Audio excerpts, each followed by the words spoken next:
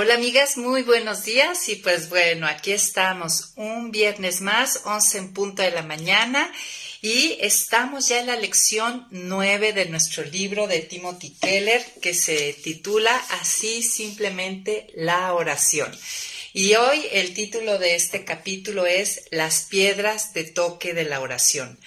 Y si nosotros recordamos, al principio de este curso había una meta que tomamos prestada de un curso de Miguel Núñez que nos gustó mucho para también aplicarlo aquí, de un curso de oración que él también da, que la meta, no sé si la recuerdan, es la transformación a través de este tiempo que estás invirtiendo, del libro que compraste y de lo que estás practicando. Tenemos una meta, ¿no? La primera es, como los discípulos le estamos diciendo al Señor, enséñanos a orar, que recordamos que es lo único que pidieron los discípulos, en lo que pidieron ellos por sí mismos ser enseñados.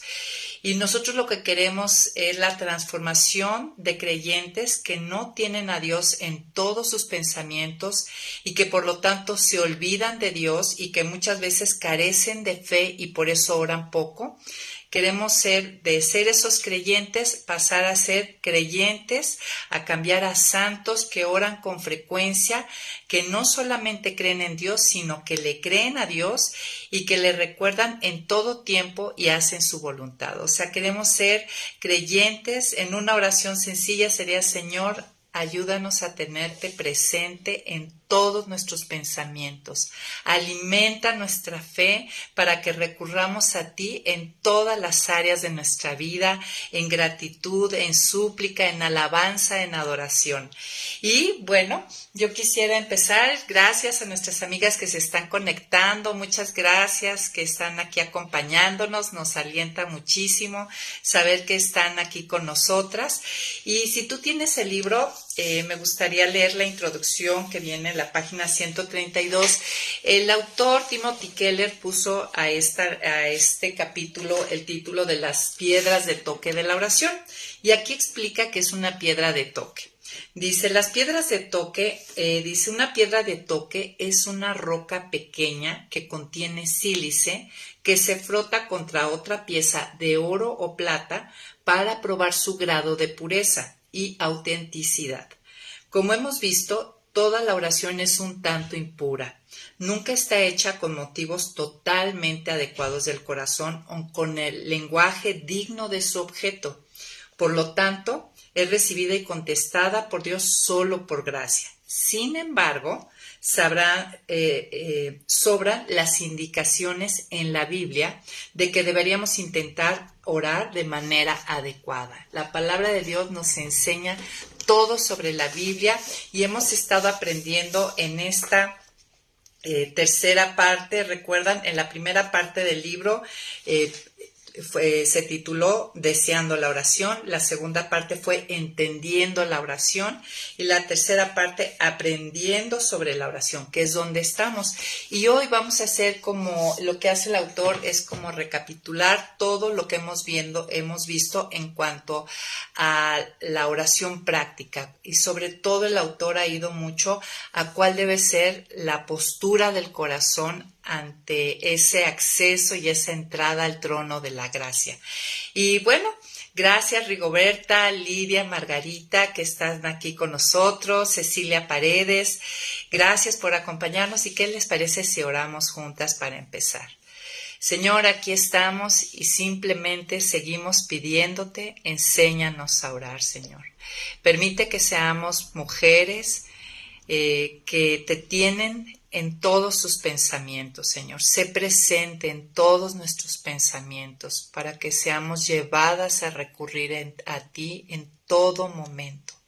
Acrecenta nuestra fe, Señor, a través de tu palabra y de tu espíritu. Y Señor, pues bendice este tiempo, sé tú nuestro maestro, toma de tu palabra, Señor, y anima nuestros corazones, que tu espíritu la tome y la haga parte de nosotras. Anímanos, Señor, no solamente a escuchar, sino a poner en práctica, Señor, y a tomar nota y cuidado de todo lo que nos estás enseñando a través de este material y de tu palabra, Señor.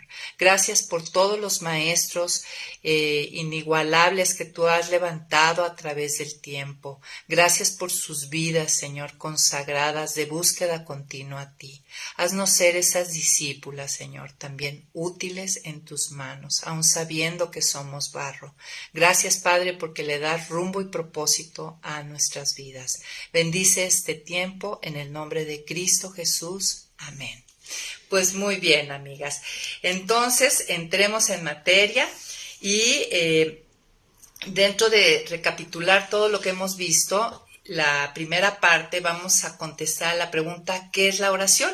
Y a lo mejor tú ya te aprendiste, hemos estado aquí repitiendo una definición sencilla pero práctica que nos va a recordar qué es lo que se pretende o debemos de querer lograr mientras que oramos. Y hemos dicho que la oración es conversar con Dios, intimar con Dios, escuchar de Dios y relacionarnos con Él para entrar en sus propósitos. El propósito final de la oración, esta conexión, este acceso al Padre es poder entrar a sus propósitos, que lo que hay en su corazón baje al nuestro. Y pues esa sería una manera de contestar qué es la oración, una manera sencilla, pero a la vez podríamos decir, el autor nos decía que la oración implica trabajo, ¿no? Y que en cierta manera no en cierta manera, es un deber y también una disciplina. Nosotros aquí hemos comentado que queremos que nuestra vida se convierta en una vida de oración, ¿no? Que no solamente sea una actividad o una disciplina, pero a veces hay que empezar, si no es parte ya de tu vida, hay que empezar con verlo como una disciplina. Yo esta semana pensaba, les voy a confesar, por años he tenido una lucha muy fuerte con hacer ejercicio. No es lo mío, amigas, no es lo mío, pero como buenas mayordomas de nuestro cuerpo y si queremos ser útiles para el Señor hasta el final de nuestros días, pues tenemos que cuidar este templo del Espíritu Santo y por lo menos hacer algo saludable, ¿no? Algo de ejercicio.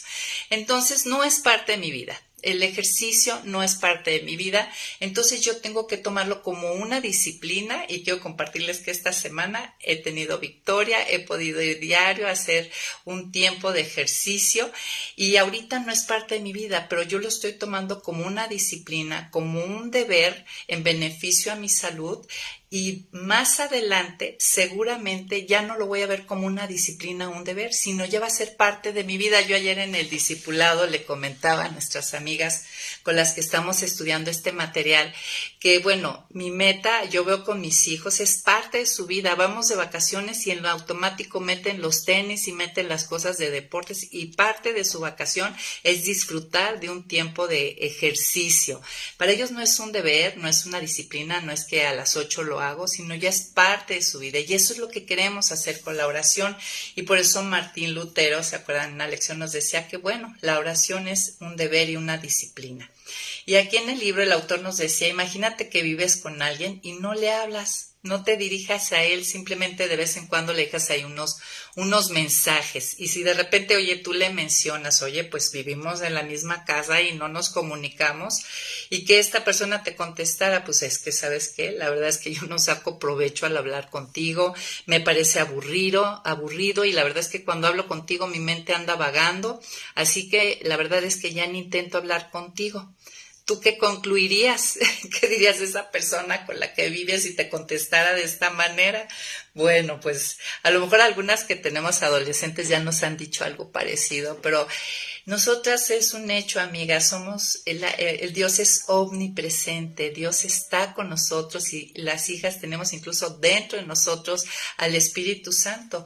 Entonces, imagínate que nunca nos comunicamos y que sin decirlo le estamos dando, sabemos que pues la verdad no saco provecho, o sea, yo he intentado orar, pero realmente no para mí no veo el beneficio, realmente me aburre, me distraigo, así que yo ya dejé de intentarlo, pero yo espero que a través de este material y lo que hemos ido aprendiendo y lo fabuloso que son 15 semanas de estar tocando el tema y dándole la oportunidad a Dios que lo forme en nosotros y que lo estemos intentando y que aprendamos a disfrutarlo, porque finalmente hemos comentado, ¿verdad?, que si es disfrutable ir a tomar un café con nuestras amigas, ¿cómo no va a ser disfrutable estar con la persona más bella, perfecta y hermosa, jamás imaginable, que es nuestro Padre Celestial? De eso se trata,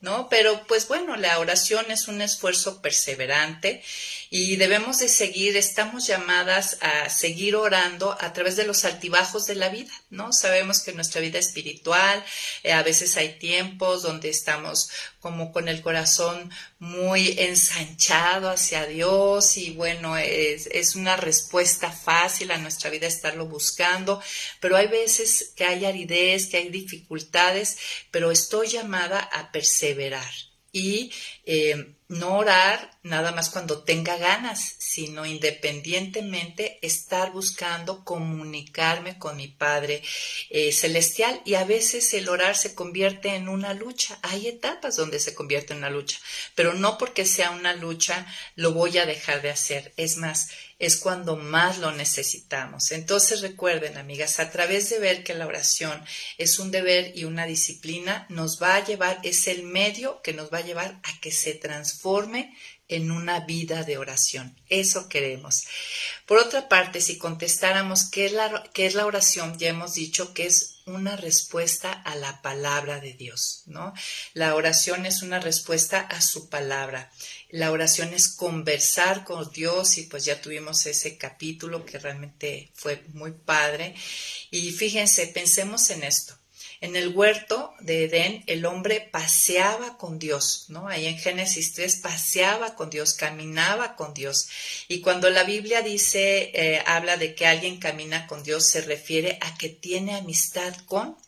Entonces, la posibilidad que se nos da a los hijos de Dios de tener acceso a nuestro Padre, acceso al Rey, a través de la obra de Jesús, es la restauración de la cosa más preciosa, amigas, que teníamos con Dios en el principio, que era comunicarnos libremente con Él, ¿no? Sin esta obra de Cristo es imposible esa comunicación abierta, aunque ya vimos a través de las lecciones que Dios finalmente por su bondad contesta y se comunica también con sus criaturas, ¿no? No solamente con sus hijos, pero piensa en esto.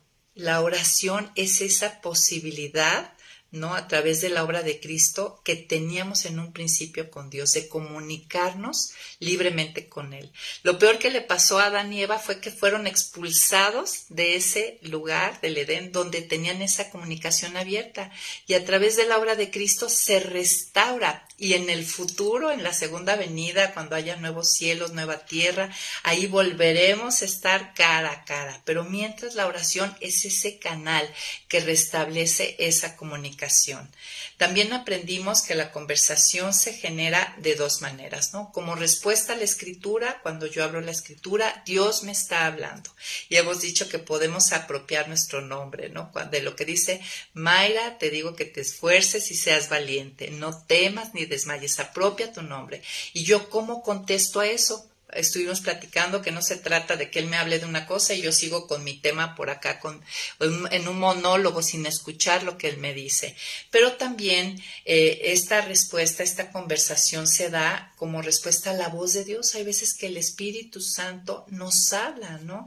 Y hay que poner atención y es entablar, Señor, ¿qué me dices? ¿Qué me estás mostrando? Y bueno, veíamos que dentro de esta conversación aprendimos que implicaba meditar. Y aprendimos en uno de los capítulos cómo meditar la palabra y meditar también cuando el Espíritu Santo te habla, detenerte, ¿no? Detenerte, dejar lo que estás haciendo y escuchar esa voz y pensar en lo que te está diciendo. No así como que, ok, como a veces hacemos, ¿no? Que nos dicen, sí, ya te escuché, pero realmente sigues en lo tuyo en vez de parar y meditar en lo que se te ha dicho. Si quisiéramos seguir contestando qué es la oración, pues también diríamos que la oración es una interacción balanceada de la alabanza, de la confesión, de la acción de gracias y las peticiones. Pero fíjense, es una interacción balanceada. Muchas veces a lo mejor has notado que tu oración es únicamente súplica, ¿no? O peticiones, o a lo mejor en el mejor de los casos pura adoración o alabanza, no estaría tan mal, ¿verdad? A veces esa puede ser una oración muy excelente delante de Dios, pero la idea es que, por ejemplo, a través del Padre Nuestro nosotros aprendimos que es la oración modelo, nos da una oración balanceada que nos da dirección para tocar todos los temas, ¿no? Donde la oración, los componentes de la oración, nosotros al ver el Padre Nuestro y el Salterio, o sea, los salmos, nos muestran estos elementos que son importantes, la alabanza, la confesión, la acción de gracias y las peticiones. De hecho, hace una semana, creo que fue que estudiamos el Padre Nuestro, nos mostró que los 3 primeros versículos nos llevan a adoración y alabanza, ¿verdad? Padre nuestro que estás en el cielo, santificado sea tu nombre, vénganos tu reino, hágase tu voluntad. Esto es parte de la adoración y la alabanza, reconociendo quién es Él. Y eso nos lleva y nos da paso a la petición por nuestras necesidades. Danos el pan de cada día. Y de nuestras necesidades, una siguiente parte importante es la confesión de nuestros pecados. Perdona nuestras ofensas. Es el momento de decirle cuáles son las ofensas. Y la petición por cambios internos, ¿no? Como así nosotros perdonamos a los que nos ofenden. Pensar qué relaciones se han roto, qué parte de mí están mal. Y finalmente, acción de gracias cuando decimos porque tuyo es el reino, el poder y la gloria, ¿no? Y ahí podemos decir todo el poder, todos los beneficios del poder en nuestra vida. Entonces, el Padre Nuestro y los salmos nos muestran estos principios fundamentales de la oración y que la mayoría de los cristianos conocemos, ¿no? Alabanza, confesión, acción de gracias y petición. Un punto que quiero resaltar es la alabanza, amigas. Realmente comprender la grandeza de Dios nos lleva a una nueva comprensión de nuestra pecaminosidad, ¿sí?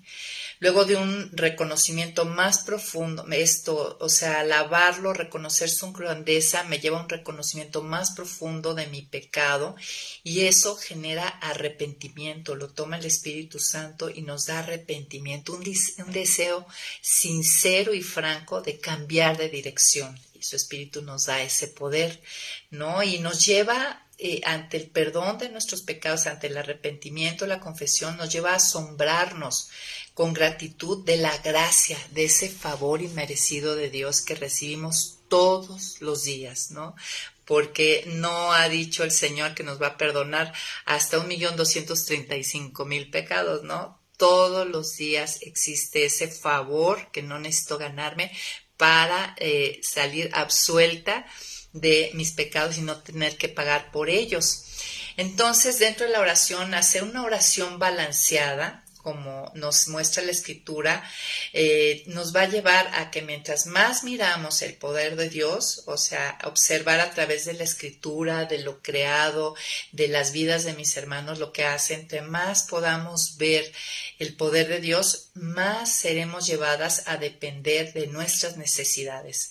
Por eso es muy importante, amigas, no dejar de observar a través de la Escritura y lo creado quién es Dios. Entre más, y bueno, ahí estuvimos viendo que una de las peticiones de Pablo, él no pedía por el cambio de circunstancias de los hermanos, que estaban seriamente perseguidos y a veces en peligro de muerte, sino que los ojos de su corazón fueran iluminados para ver precisamente esto, la grandeza de Dios, porque eso los llevaría a estar dependiendo de Él y a estar sostenidos en confianza y en fe por ese poder y esa grandeza y esa bondad de Él. En la segunda parte del capítulo, entonces ya vimos 3 cosas acerca de qué es la oración, pues estamos diciendo que la oración es disciplina, o es un deber y una disciplina.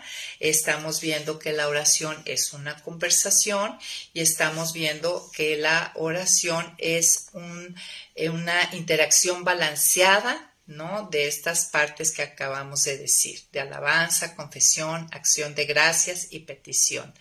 Todas hemos escuchado esto, las cosas que debe considerar la oración, pero estoy segura, si eres como yo, que muchas estás orando y no lo hacemos. La idea es hacerlo, y hay cosas, amigas, que hay que casi anotar. Haz un separador. Una amiga tuvo una idea genial, ¿no? De que Tere, mi amiga, hacer un separador donde vengan las partes del Padre Nuestro para que estén nuestras Biblias y que vengan estas partes que somos animadas a utilizar y balancear en la oración para que no se nos olvide. Les paso esa idea. Entonces pasamos a la siguiente parte. ¿Qué requiere la oración? ¿Qué requiere la oración? Pues para que seamos escuchados, para tener acceso al trono de gracia, para tener audiencia con el Rey, se requiere de la gracia, ¿no? De ese recibir ese favor que no necesitamos ganarnos para tener acceso al Rey. Y esto se hace en el nombre de Jesús, ¿no? Nuestra oración debe hacerse en plena conciencia y gratitud de que nuestro acceso a Dios Padre es un don gratuito ganado por la obra de Jesús. Y yo sé que muchas oramos y no sé si tú tienes esa conciencia y tenemos la costumbre de orar y decir en el nombre de Jesús, amén, o por los méritos de tu amado Hijo Jesucristo, pero a veces ya nada más es una repetición sin sentido. Pero la idea es que cada que digamos en el nombre de Jesús o por los méritos de Jesús, por la obra de Jesús, venga a nuestro corazón un reconocimiento y una gratitud de lo que hemos recibido, de la gracia, ¿no? Esto habla del amor de Dios y esa es la idea. Yo soy escuchada por la obra salvífica de Jesús. Ahora, sabemos que estamos llamadas a orar al Padre en el nombre de Jesús. Por aquí podría surgir una muy buena pregunta. ¿Debemos orar únicamente al Padre y no al Hijo o al Espíritu Santo? ¿Tú qué dices? ¿Nada más debemos orar al Padre, no a Jesús o al Espíritu Santo directamente? Mira, por un lado la Escritura nos muestra que Jesús invitó, por ejemplo en Juan 14, invitó a sus discípulos a pedirle a Él, ¿no? En Mateo 11 también, pero también enseñó por otra parte en la oración modelo Padre Nuestro, diciéndole diríjanse a quien se están dirigiendo es a Dios. Y de hecho en el Nuevo Testamento, después de la ascensión de Jesús, únicamente se detectan tres oraciones donde van directas a Jesús. Entonces, no es impropio dirigirse al Hijo o al Espíritu Santo. O sea, en tu oración puede haber situaciones, según sea la oración, donde te puedas dirigir directamente a Jesús o al Espíritu Santo en general. No es impropio, ¿no? Pero en general, la oración va dirigida al Padre con gratitud al Hijo y dependencia del Espíritu Santo. Nosotros ya en una de las lecciones lo explicamos. Podemos orar, sin embargo, no olvidemos directamente al Hijo, al Espíritu Santo, cuando la Escritura indica que le incumbe a alguno de ellos dos, ¿no? Por ejemplo, si estás pensando en que Jesús es tu abogado, pues puedes pedir directamente a ese abogado que sabes que está sentado a la diestra de Dios intercediendo por ti, por dar un ejemplo. O cuando no sabes cómo orar como conviene o que te muestre algo o que te dé convicción de pecado, pues el que hace eso es el Espíritu Santo. Entonces te puedes dirigir directamente al Espíritu Santo.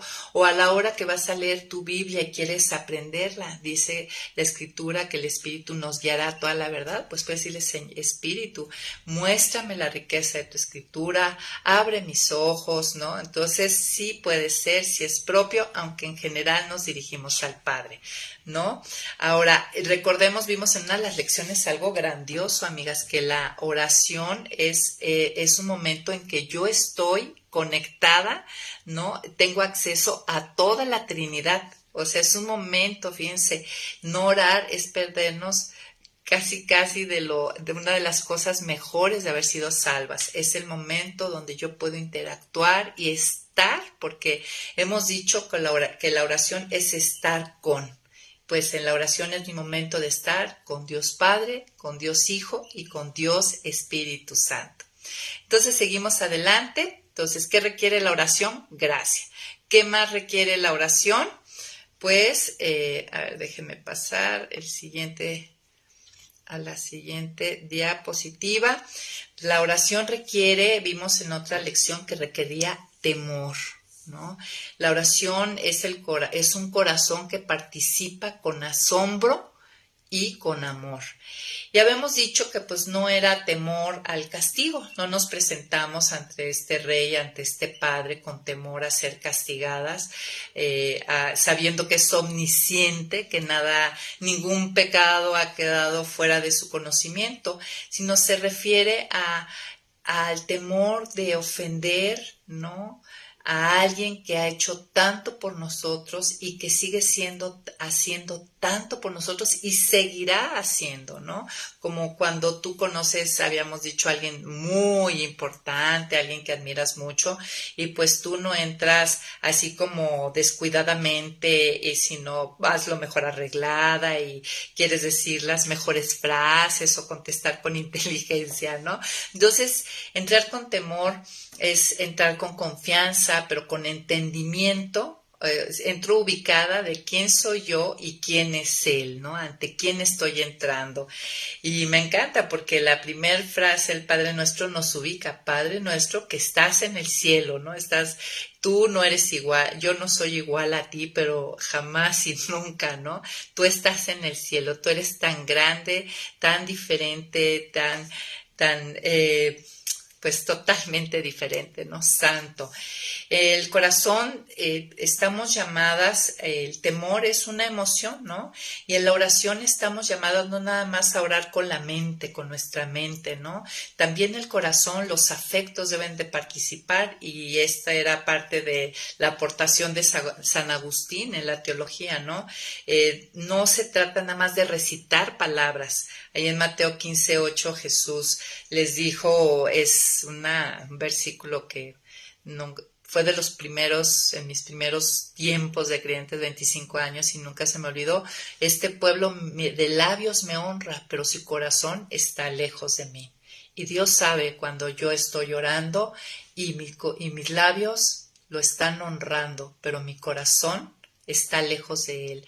No estoy experimentando esa presencia, no estoy involucrando mis afectos, y dentro de eso no estoy con un temor reverente, ¿no? Porque sé ante quién estoy y la grandeza, importancia ante quién estoy. De hecho, mira, el autor recordaba y ponía ahí en el capítulo un episodio de la Biblia donde Moisés le está pidiendo a Dios que le permita conocerlo, ver su rostro, ver su gloria, y Dios le dice que es imposible, ¿no? Porque nadie puede ver a Dios si no está envuelto en Cristo, porque caería muerto, ¿no? Y de hecho le dice, ok, te voy a mostrar, pero lo pone en una peña y él únicamente le muestra sus lomos, dice la escritura, su espalda. O sea, no podemos, debemos de entender, ¿no?, este privilegio, tener acceso que ahora nosotros tenemos a través de Cristo, era imposible en el Antiguo Testamento. Y nosotros lo podemos hacer porque estamos en Cristo. Mira, si vas allá a tu Biblia, si vamos a Juan, fíjense el privilegio que tenemos en Juan 1:18, dice: a Dios nadie lo vio jamás. Quien lo ha dado a conocer es el Hijo unigénito que está en el seno del Padre. Entonces nosotros podemos tener esa entrada y ese conocimiento de Dios a través del Hijo. Y también en Colosenses 1:15, mira lo que dice: Él, o sea, refiriéndose a Jesús, es la imagen del Dios invisible, el primogénito de toda la creación. Se nos ha concedido ver a Dios a través de Cristo y tener acceso a Dios a través de Cristo. Entonces, no debemos tomarlo como cualquier cosa, este acceso, ¿no? Alguien decía en el discipulado, es como si fuéramos a Inglaterra, todo el mundo quiere ir a ver ahí a los guardias de la reina, ¿no? Y podemos ver en los TikToks, bueno, como estos soldados son muy celosos, cuidadito y los toques porque te echan un grito de aquellos. Sí, fíjate, no te puedes ni acercar a los soldados. ¿Tú crees que podrías tener audiencia con el rey, con la gente de la monarquía? Pero si te la concedieran, pues tú irías en el entendimiento pleno de ante quién estarías y que no es más que otro humano igual que tú, pero tiene una autoridad y una investidura y etcétera, etcétera, una importancia dentro de las cosas de este mundo, ¿no? Cuanto más cuando estamos ante Dios. Entonces no podemos entrar ahí con ligereza, sino entendiendo el privilegio de entrar a este trono. Y aquí el autor hablaba en la página, si estás ahí con tu libro, mira, acompáñame a la página 138, y decía que alguien había escrito, sugirió que nos deberíamos de dar este siguiente discurso antes de orar. A ver qué te parece. Dice, que nos dijéramos esto: Dios está aquí, dentro de estas paredes, ante mí, a mis espaldas, en mi mano derecha, en mi mano izquierda. Él, quien llena la inmensidad, ha bajado hasta mí aquí. Ahora estoy por inclinarme ante Él y hablarle, derramar mis deseos ante Él, y ninguna sílaba de mis labios escapará de su oído. Puedo hablarle como lo haría con el amigo más querido y que tengo en la tierra. Entonces, bueno, te paso este párrafo si esto nos puede ayudar a desarrollar una reverencia, un temor antes de orar, entender ante quién vamos a hablar y a conversar, pues es una buena ayuda. Otro punto, ¿qué requiere la oración? Entonces requiere temor. Un segundo elemento es que requiere impotencia, vernos impotentes. La oración es aceptar la debilidad y la dependencia, ¿no? Es tener un sentido profundo de impotencia, de que yo no puedo. Muchas veces entramos a orar no con este sentido, sino de que, bueno, voy a orar y te lo voy a pedir porque pues la Biblia dice, y después de todo, pues yo soy una buena cristiana. Yo soy tu discípula, ni modo de que no cumpla con esto. Pero en el corazón, el que ve los corazones, sabe que yo voy con mi autosuficiencia, que se lo voy a pedir, pero finalmente yo voy a tomar en mis manos el asunto y lo voy a resolver. O que se lo voy a pedir, pero que no espero recibir, que eso sería con incredulidad, pero sobre todo en verdad pedirle al Señor que desarrolle en nosotros este sentido de impotencia, ¿no? De que realmente somos débiles y que necesitamos ser dependientes del que es todopotente, del que sí es todopotente y todopoderoso, ¿no? Finalmente, hay situaciones, amigas, que estamos tan desesperadas, tan impotentes, que no queremos orar, que traemos tal desánimo que ni siquiera orar podemos. Pero la oración es exactamente para aquellos que no tenemos otro refugio y otro recurso. En tus oraciones, lo que presentamos delante de Dios, examinemos si realmente nos sentimos impotentes, si realmente estamos acercándonos, como veíamos en uno de los capítulos, como un mendigo, extendiendo las manos, sabiendo que no está en nosotros hacer nada. Eso me va a guardar de lo que yo le estoy pidiendo a Dios, me va a guardar de querer yo arreglarlo. ¿Te ha pasado que vas y pedimos a Dios, ¿no? Mi hijo, mi esposo, lo que tú quieras, pero yo voy y yo lo quiero arreglar, yo lo quiero hacer, como les he dicho, con mi voz pienso que mi palabra es viva y eficaz, ¿no? Entonces, la oración necesita, esta es una postura del corazón, igual que el temor, no la impotencia. La oración necesita que yo tenga un sentido de fragilidad y dependencia, ¿no?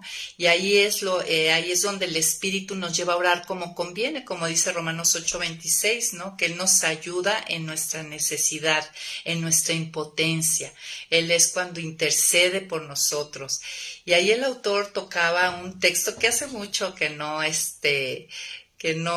escuchaba. ¿Se acuerdan que hace como 20 años estaba muy de moda Apocalipsis 3:20 y siempre que se daba el evangelio era el versículo por excelencia? He aquí yo estoy a la puerta y llamo, si alguno oye mi voz y abre la puerta, entraré a él y cenaré con él y él conmigo. Y bueno, creo que últimamente yo ya no escucho ese versículo porque ya se vio que está fuera de contexto. aunque se puede utilizar para dar el evangelio, ¿no? Pero ese versículo lo tocaba el autor. Y más que nada este versículo nos está mostrando la oferta de Jesús, ¿no? Nos está llamando a una comunión con Él, porque invitar a la mesa, tú invitas a tu casa a comer con quien quieres tener una relación, con quien tienes una comunión, ¿no? Y Él nos está invitando, ¿no? A su mesa, a sentarnos con Él, cenaré con Él y Él conmigo para darnos nuestra necesidad, ¿no? Entonces yo necesito reconocer mi insuficiencia y que dependo totalmente de Él. Y bueno, esto es un golpe fuerte para los autosuficientes, ¿no? Pregúntate, en tu sentir más interno, ¿te sientes autosuficiente? Hay muchas razones a veces por las cuales somos autosuficientes, pero hay que recordar que la oración requiere este sentido de impotencia. Entonces ya vimos, la oración requiere temor, impotencia, y también la oración requiere perspectiva, ¿sí? La oración, no, perdón, esto es lo que ofrece la oración, perdónenme. La siguiente parte es ¿qué me ofrece la oración? Ok, pues la oración ofrece algo maravilloso, amigas, no lo podemos perder, indispensable para poder vivir buenas vidas. La oración nos ofrece perspectiva, ¿no? La oración reorienta mi opinión sobre Dios, mi opinión sobre mí y mi opinión o mi perspectiva, mi discernimiento sobre las situaciones que vivo. Esto es algo grandioso, amigas. A veces estamos verdaderamente, sinceramente equivocados y con esta mente depravada que dice Romanos, viendo todo torcido, ¿no? Y la oración hace ese destorcimiento, ¿no? Me da la perspectiva correcta. Es donde se forma, yo diría, la mente de Cristo, ¿no? La oración conlleva perspectiva, te muestra, me va a mostrar a través de la oración lo que yo pongo delante de Dios, ahí su espíritu entra y me va a mostrar el cuadro completo, me va a reorientar y me va a mostrar la realidad de las cosas. ¿Se acuerdan? En Filipenses estamos llamadas a pensar en todo lo que es verdadero, lo real, pero la verdad es que no, en lo natural, aunque hay personas muy objetivas, de la carne no es lo natural pensar lo verdadero, lo real, pero a través de la oración el Espíritu nos ayuda a ver, a pensar, a entender las cosas en lo verdadero, en lo real. Miren, vamos al Salmo 73 y me admiró. En el Salmo 73 nos muestra el salmista cómo en la oración es reorientada mi perspectiva de las cosas. Miren, en el Salmo 73 lo que está hablando el salmista es que él estaba muy enojado y tenía envidia de los malvados. Les voy a ir salteando unos versículos. Dice, Dios es bueno con Israel, con los limpios de corazón. En cuanto a mí, casi se deslizaron mis pies. Poco faltó para que mis pasos resbalaran. Y es que tuve envidia de los arrogantes al ver cómo prosperaban esos malvados.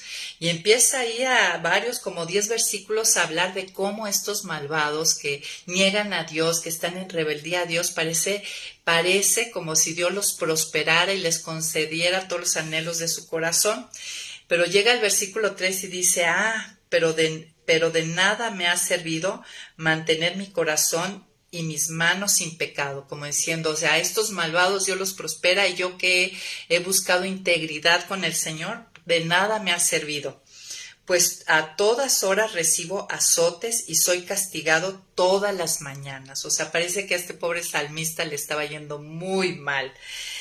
Pero en el versículo 16 dice, me puse a pensar en esto para entenderlo. O sea, ¿cómo es que a los malvados yo veo que les va bien, entre comillas, y a mí me está yendo tan mal? Pero me resultó un trabajo muy difícil. Solo cuando entré en el santuario de Dios, pude comprender en lo que ellos van a terminar. Pero tú vas a hacerlos resbalar, vas a hacerlos caer en desgracia. En un instante acabarás con ellos, perecerán por completo, consumidos de terror. Fíjense, aquí el salmista nos muestra que él por él mismo se puso a pensar en todo esto de por qué a los malos les estaba yendo bien y a él mal, y le dice que le resultó un trabajo muy difícil, o sea, no pudo. Pero solo cuando entró en el santuario de Dios, o sea, en oración, en comunión con Dios, pude comprender, ahí el Espíritu lo pudo llevar, le pudo revelar, comprender en lo que ellos van a terminar, ¿no? Que Dios los iba a hacer resbalar, que ellos iban a caer en desgracia, que en un instante iba a acabar con ellos, que perecerán por completo, sean consumidos de terror. Para ellos no hay vida eterna. Entonces, esto hace la oración. Solamente a lo mejor tú quieres tratar de entender, está pasando esta situación, yo quiero entenderla, discernirla, pero el lugar donde hay que tratar de entender lo que está pasando y donde tus pensamientos van a ser calmados es en la oración delante de tu Padre. La oración entonces conlleva una nueva perspectiva una nueva perspectiva porque pone a Dios en la escena. Simplemente al dirigirnos a Él y poner delante de Él nuestros temores, esperanzas, preocupaciones, preguntas, pecados, casi de inmediato somos obligadas a pensar diferente. O sea, de repente Dios recorre la cortina y te da una nueva visión sobre las cosas. Qué cosa, esto que nos ofrece la oración, amigas, es maravilloso, porque recuerden, vimos en Ama a Dios con toda tu mente, nadie puede vivir bien pensando mal. Entonces, si tienes problemas para entender lo que pasa, la oración es el refugio, es el lugar para enderezar los pensamientos. ¿Qué más me ofrece la oración? Pues la oración es el medio por el cual yo recibo fortaleza, ¿no? La oración como es una unión espiritual con Dios donde recibo de lo que Él tiene. Soy injertada en la vida y a través de la oración es que me es pasada su vida, su poder. La oración, Packer, un teólogo, dice que la oración es un medio para la energía. ¿Te falta energía? ¿Te falta fortaleza? Hay que orar, amigas. La oración es para alimentar el alma. La oración es apropiación poderosa del poder divino. ¿Quieres el poder divino? La manera de apropiarlo es por medio de la oración. Y recordar, o sea, los cristianos somos ramas injertadas en la vid y a través de permanecer en él recibimos, ¿no? Y la oración es lo que destapa esas venas que conducen el poder de Dios, por así decirlo, esos capilares. La oración es la manera en que todas las cosas en que creemos y que Cristo ha ganado para nosotros se conviertan en nuestra fortaleza. Fíjate, o sea, todo lo que tiene Cristo para nosotros, la manera de apropiarlo, de recibirlo, es a través de la oración. Fíjense, en Efesios 6 se nos habla de la armadura de Dios. Mira, si quieres vamos a Efesios 6. No voy a leerlo todo, pero aquí en el versículo 10, Pablo nos dice, por lo demás, hermanos míos, manténganse firmes en el Señor y en el poder de su fuerza. ¿No? Somos llamadas a permanecer firmes en el poder de su fuerza. Y ya nos describe ahí, nos dice que la batalla que libramos no es contra carne y sangre, sino contra potestades, contra las tinieblas, y nos dice que echemos mano de la armadura de Dios, que ya todas conocemos y ya nos empieza a descifrar. Pero cierra, después de salir de la metáfora de ponernos la armadura, la manera en que esta armadura se hace real, el versículo 18 no lo dice. Dice, oren en todo tiempo con toda oración y súplica en el Espíritu y manténganse atentos, siempre orando por todos los santos. Entonces, ¿cómo nos preparamos de verdad para las batallas de la vida? ¿Cómo nos fortalecemos en el Señor? Pues la armadura queda bien puesta a través de la oración, ¿no? Entonces, la oración nos da fortaleza, la oración nos da perspectiva. Otra cosa que nos ofrece la oración es una realidad espiritual de la presencia de Dios en nuestra vida.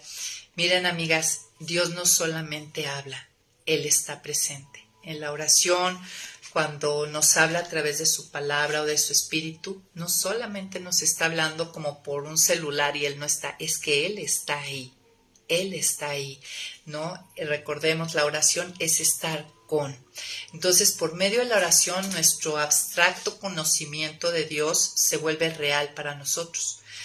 No solo creemos en la gloria de Dios, sino que también sentimos, o sea, es algo también vivencial, sentimos su grandeza. ¿No? No solo creemos que Él nos ama, sino que también descubrimos en nuestro corazón que se inunda con ese amor. Es un sentir, ¿no? También en nuestros corazones de su presencia como un don de Dios, es un regalo de Dios y eso lo experimentamos en la oración. No es solamente un ejercicio intelectual, o sea, participa toda el alma, ¿no? Mente, emociones, voluntad, decisiones, ¿no? Y bueno, deberíamos de meditar en esta verdad hasta que los afectos del corazón sean conmovidos. Dios no solamente habla, Él está presente cuando habla, ¿no? Y no es una voz audible que se oye con los oídos o una presencia visible que se ve con los ojos, pero el corazón la capta y la traduce, la entiende y la experimenta. ¿Qué tal? ¿Tú lo has vivido? Porque esto ofrece la oración y esto puedes pedirle a Dios. Nuestra última parte, ya para terminar, es ¿a dónde nos lleva la oración? ¿Ok? Vamos a ver, ¿a dónde nos lleva la oración? Pues al conocimiento de nosotros mismos. La oración requiere, amigas, y estuvimos viendo que requiere y constituye honestidad y conocimiento de uno mismo. La oración debe llevarnos con el tiempo, más allá de un mero sentir de insuficiencia, debe llevarnos a una profunda honestidad con nosotros mismos. Y sí es cierto, no sé si has estado orando con los salmos y aplicando el método de meditación que nos dio Martín Lutero, de esto que leo que me enseña, cómo me lleva a alabar y agradecer a Dios, esto que me enseña, cómo me lleva a arrepentimiento y confesión. Y de verdad yo he estado así aplicando con los salmos y no he podido en ningún salmo no confesar, ¿no? Ahora que Dios me muestra lo que me enseña, me muestra a la vez mi corazón y la terrible situación en que se encuentra este corazón perdonado y redimido, ¿no? Nos lleva a mostrarnos cosas que ni imaginamos, ¿no? A la luz de su palabra y de su santidad, de su plomada, ¿no? Si a lo mejor yo me comparo con mi amiga, pues, o mi comadre, pues a lo mejor digo, no, pues ella miente y yo no miento, pero cuando es ante la santidad de Dios, pues Dios va mostrando realmente. Y se requiere, ¿no? La oración nos lleva a una honestidad ante un Dios omnisciente. Estamos ante el omnisciente. Mira, nuestros padres muchas cosas no saben de nosotros, ni sabrán, ¿no? Y nosotros no sabremos de nuestros hijos, pero este Padre es omnisciente. Entonces no es el momento de trivialidades y hacerte la bonita, sino es un momento de hacer un esfuerzo y de exponer ante Dios, que está expuesto, es para nosotras, y ante nosotros mismos nuestros más profundos temores, heridas, debilidades, pecados. Ese es el momento y esa es la persona con la que tenemos que hacerlo. La verdadera oración no nos permite engañarnos a nosotros mismos. Y si yo no acepto la realidad de mi propia debilidad y pecado, va a haber al mismo tiempo una ceguera simultánea de la grandeza y gloria de Dios. O sea, si yo no estoy abierta y dispuesta a que Dios me muestre la profunda debilidad que tengo y la profunda pecaminosidad que tiene mi corazón, a la vez tendré una ceguera simultánea a la grandeza de la gloria de Dios. Y esto lo vemos en Isaías. Cuando Isaías en las visiones entró y vio a Dios sentado en su trono, dijo, ay de mí que soy hombre muerto, porque soy un hombre de labios inmundos. O sea, y eso que era el mejor hombre de Israel, digamos, humanamente hablando en ese tiempo. Pero ver la grandeza de Dios nos lleva a ver nuestra pecaminosidad. Y si yo me niego a verla y a seguir diciendo yo soy una niña bonita y una excelente creyente que todo lo hace bien, pues a la vez tampoco estaré tapando esa luz de su grandeza y la gran persona de Dios. ¿A dónde más nos lleva la oración? Pues a confianza, ¿no? La oración nos debe de llevar a orar con confianza y a la vez, o sea, con esa confianza de pedir, ¿no? Jesús le dice, vengan y pidan, no han recibido porque no han pedido en mi nombre, pero a la vez nos pide, nos anima a pedir, pero a la vez a confiar en lo que Él va a responder. Esto lo vimos en las 4 reglas de Calvino. Puedo tener la confianza de que mis oraciones son escuchadas y que puedo pedir, ¿no? Conforme a los deseos de mi corazón, que si yo me estoy deleitando en el Señor van a ser los deseos correctos. Pero al final también tengo la confianza y la sumisión de aceptar que Dios solamente me dará lo que me conviene, ¿no? Solo nuestro Padre conoce lo que es mejor. Y yo desde ahorita, cuando yo oro, debo de salir con esta postura del corazón. Solo mi Padre conoce lo que es mejor para mí, para los míos, para la circunstancia. Conceder nuestra petición podría en muchos casos ser nuestra destrucción. Imagínate que Él concediera muchas de las peticiones que hacemos únicamente para gastar en nuestros deleites. No, amigas, terrible, ¿no? Habíamos dicho en otra de las clases que muchas de las bendiciones, entre comillas, que reciben los malvados son precisamente con la que cavan su tumba, ¿no? Su perdición. Entonces, sin embargo, aunque reconocemos que Él nos dará únicamente lo que conviene y va de acuerdo a sus propósitos, al mismo tiempo somos invitados a dar a conocer nuestras necesidades en la oración, ¿no? Con la confianza de que van a ser escuchadas. Pero al final deberíamos de terminar diciendo, pero no sea lo que yo quiero, sino lo que tú quieres, y terminar diciendo esta semana con respecto a unas cosas, de verdad yo decía, Señor, pues esto es lo que quiero, pero de verdad únicamente quiero tu voluntad, porque no hay nada mejor, yo no quiero nada que tú no tengas para mí, ¿no? Renuncio, pero a la vez le digo, pero a mí me gustaría esto, ¿no? Este es el deseo de mi corazón. Debe haber un balance entre estas dos actitudes, ¿no? De confianza reposada y esperanza segura de que me va a escuchar. Es importante este balance, es crucial. Digamos que es una moneda con 2 caras. Miren, si exageramos en la sumisión, vamos a ser muy pasivos en nuestras oraciones, ¿no? Pues ¿para qué pido? Si finalmente nada más Él me va a dar lo que Él piensa que es mejor. Y no vamos a orar con fuerza ni vamos a clamar, y estamos llamados a hacerlo, ¿no? Ahí tenemos a Abraham intercediendo fuertemente por Sodoma y Gomorra, o sea, estamos llamados a hacerlo porque Dios cumple a través de ese clamor. Pero por otro lado también tenemos que tener esa confianza reposada, esa sumisión a su soberanía, porque si no nos vamos a enojar cuando Dios no conteste nuestras oraciones, nos vamos a amargar, nos vamos a alejar. Entonces, la oración me debe de llevar a una confianza segura y a una sumisión también confiada de que Él tiene lo mejor para mí. ¿A dónde más me va a llevar la oración? A una entrega de mi vida. Ahí me lleva, ese es el camino donde soy animada, impulsada a desear santidad, pureza, a desear estar en sus manos y que Él me moldee, a que Él raspe y quita todo lo que estorba. Ahí es a través de la oración que mi corazón es impulsado a esto. La entrega, ¿no? La oración requiere y constituye la entrega de toda mi vida en amor a Dios. El Salmo 66:18 dice, si mi corazón hubiera yo abrigado maldad, el Señor no me habría escuchado. Fíjense lo que dice el salmista. Si en mi corazón hubiera yo abrigado maldad, el Señor no me habría escuchado. ¿Qué quiere decir esto? ¿Dios me escucha por mi pureza moral?